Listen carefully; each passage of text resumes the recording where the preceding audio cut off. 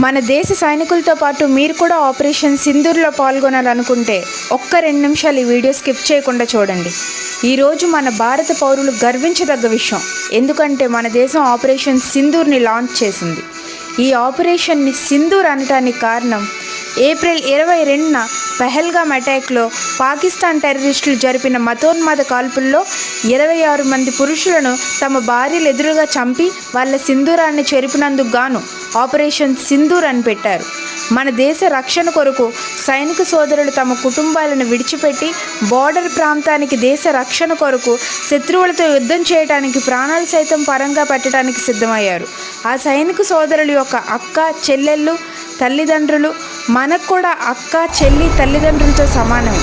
వారి కుటుంబాల యొక్క శ్రేయస్సు కేవలం ప్రభుత్వందే కాదు, మనది కూడా.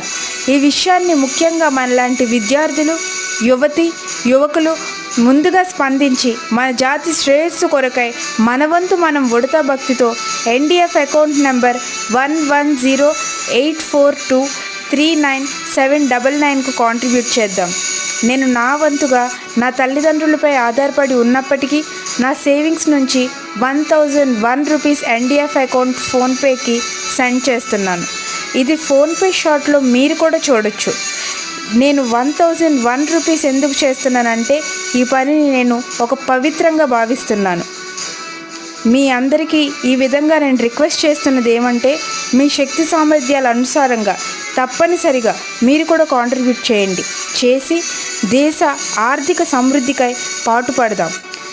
ఇది భవిష్యత్తులో మన దేశ ఐకమత్యానికి NDF ఆర్థిక స్థిరత్వానికి దారితీస్తుందని మనందరం నమ్ముదాం.